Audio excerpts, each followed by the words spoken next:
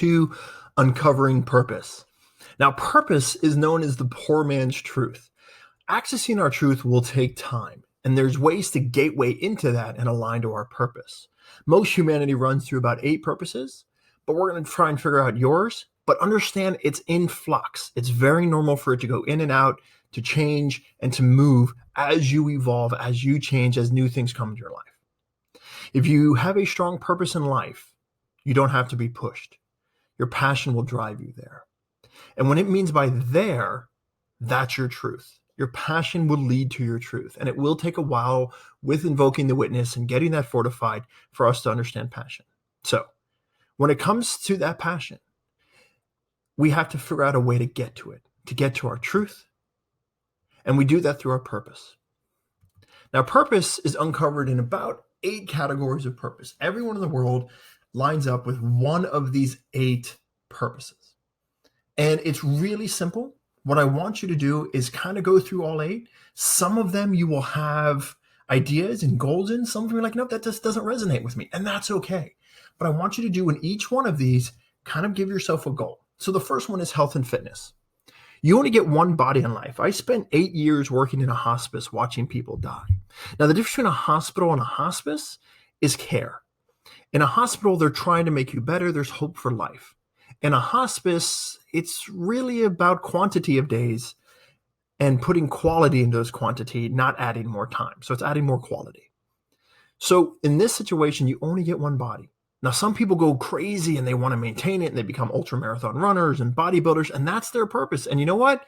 Good on them. Other people do the extreme. They sit there and they become morbidly obese. Try and set yourself a purpose, and in this, some goals for your health. The next one's family and friends. For some of us, life is who we share it with, believing that the memories and experiences alone are empty without the people you adore. And I can tell you this is where I live. Because for me, when I became a Wall Street Journal bestselling author, it didn't mean as much because I wasn't with the people I wanted to be with. So for me, this is a big one for me. So what would your goals be for you and your family and friends? Do you want to heal some past issues? Do you want to make some new connections? Really up to you. While others work, what we do, we feel like we were born to do it. It defines us. It defines our purpose. It is everything what we do. A great example of this is a guy named Gary V. It's Gary Vaynerchuk, I think is how you say it. He's very famous on the internet. He loves being an entrepreneur. He loves what he does. If he has more money than he needs, he has the family, but what he really wants is just to be in meetings and do this stuff. It's just what his purpose is. He finds out that that's what drives him. Think of Elon Musk, same thing. The next one is money. Money cannot buy happiness, but it can surely alleviate some discomfort. For some of us, we're always striving to earn enough, to always have what we're dreamed of. And I can tell you, when I became a millionaire, my life didn't change that much. Sure, life got easier and I didn't wake up in the middle of the night and worry about paying my bills anymore, which was the majority of my life. I could buy things when I wanted to, and I could go on the internet and just order stuff. But outside of that, I wasn't significantly happier. People didn't treat me differently. My health didn't get better. But for other people, the accumulation of wealth is a goal because they think that if they get it, they'll be enough. And we all know now that you never have to do anything to be enough. But that's the 4th purpose that people go towards.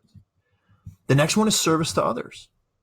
This one is huge for me because a lot of my friends are this. These are former special forces. These are former military. These are active policemen. These are active nurses and doctors. These are people who are willing to sacrifice their life and their time to be in service to others. And that can manifest in your physical time, but also can be giving money to charity. It could be giving your time to charity.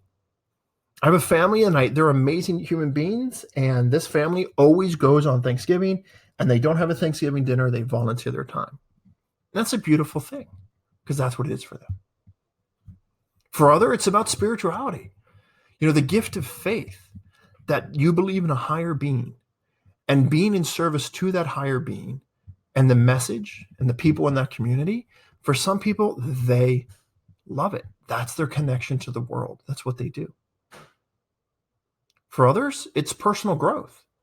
You know, the idea that you're taking a course like this, part of your purpose in life is personal growth. It's the self-awareness to find what it is we're on this planet for, or what it is the meanings and the way that we do things. These are important for a lot of us for personal growth. So what would your goal be for personal growth? For some, it's fun and adventure. There's a great couple on YouTube.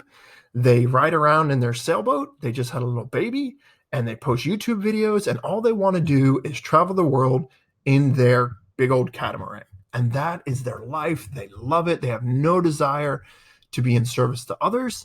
They have no desire to expand their family and friends. They're not driven by money. They're about spearfishing and free diving, and that is who they are, and that's what they love to do.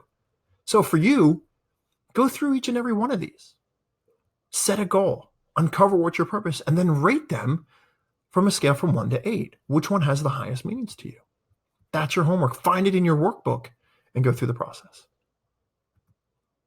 Now, we're going to uncover some different type of purposes. And we're going to do this for each one of your personas. We're going to do this 3 times with 3 different things. What I want you to do is I want you to write down what you love to do, but as each individual persona. You know, my default persona likes to get things done. That's just what he likes to do. He's a doer.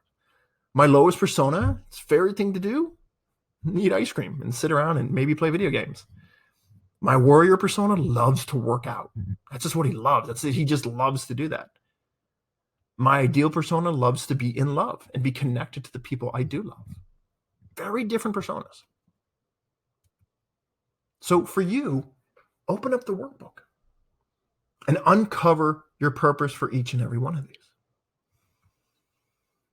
Now, we don't always get to do what we love to do. Sometimes there's things we hate to do, and we just have to do it. You know, for my default persona, it's anytime I have to do something that involves work that is not aligned to my passion. I'm like, oh God, I hate this. Blah. My lowest persona, working out. My lowest persona hates working out and being active and eating healthy. It hates to do it.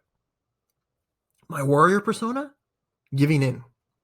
My warrior persona hates to yield and to suck it up when someone's wrong or someone's being mean, and I just have to take it because I have to be proper and it's manners and they're just a jerk, and hate that.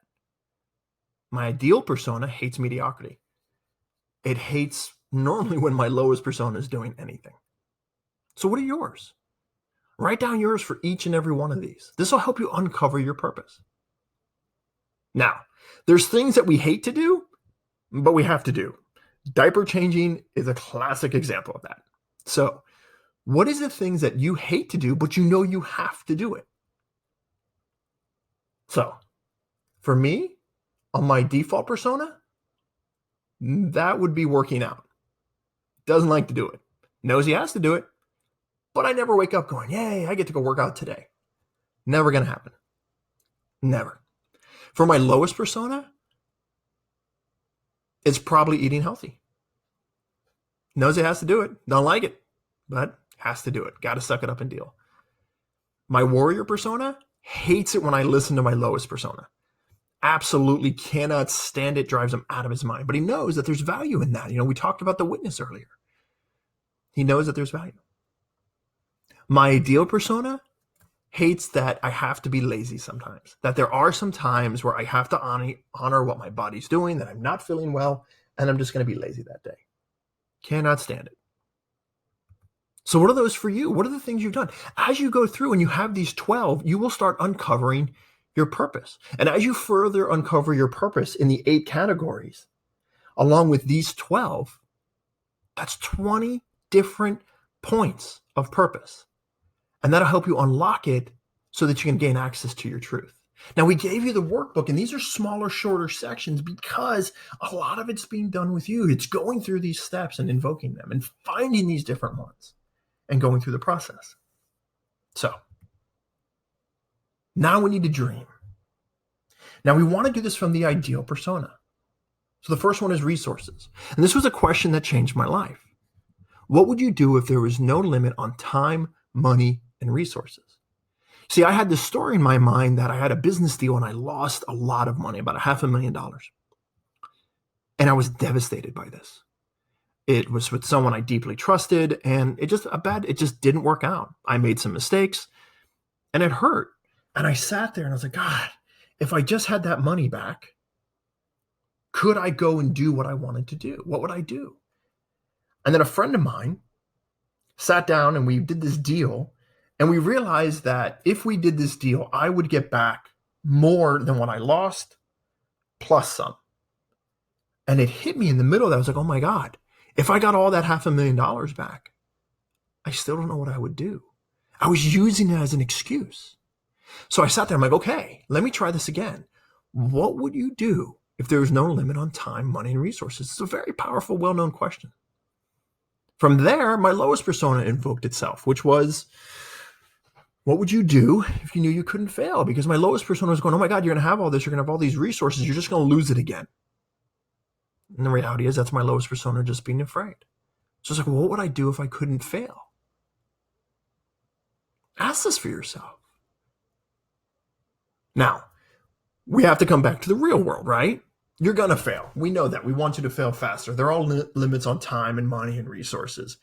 But we need to talk about what would you do if you could, if there's no limits on that, and it was realistic, what would you do in order to sustain your life? Would it be retirement? Would it be investing? How would you do it?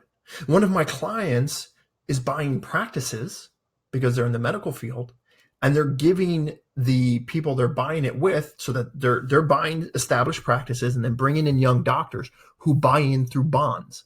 Now, bonds are good because he reduces his tax exposure and he creates a residual income. Now, before he met me and we started working on this, he was terrified about how he was going to pay his bills. So we created this method where the bonds are guaranteed and he has residual income. So those were one of the ways that we sat down and we gave him this question. It produced a very different result because he was coming to the question not in fantasy land of if there was no limitation on time and money and resources, or if he couldn't fail. He said, okay, how do I do if I know I'm going to fail? What are the ways that I can do this? How can I protect myself? How can I make this better? And he came up with a very different answer. And he couldn't have done that until we started uncovering his truth and laid down his purposes. And he sat there and created 8 purposes for everything he did. We did this exercise and it resulted him in a 6-figure income change because he approached the problem different. And that's what all these tools do. They allow you to approach the things in your life from a different filter, from a different persona, to allow you to change everything. So that's your homework. Open up the workbook again. You'll notice there's a lot more workbook exercises now, and you really got to sit there and think these things out. Now, don't just jump from section to section to section. You really want to sit down and spend the time. And if you don't have a clear answer, rewatch these videos. Come back through it, reconnect with it, and then go from there. Because it's vitally important that you have the answers to these things before you move on to the next one. They all build on each other, and they all can survive separately. So the next thing that we're going to do in phase 3 is we're going to do step by step. Because we have these big goals, but we need to figure out how to get there. And we're going to do it step by step by step by step. But for now, establishing our goals, establishing our truth, and getting access to our purpose is what we've done. And that's how I was talking about it. Everything builds on each other. Because if I teach you how to do step by step and you're running full tilt to the left, but your purpose is actually to the right, what happens? This is why we do it in this order. This is why we uncover the personas, which then gets us to our witness, which then gets us to our truth, which then gets us to our purpose. Everything stacks on top of each other because we're building foundations for the rest of your life. So that was phase 3, section 2, purpose. And I will see you in the next section, which is step by step.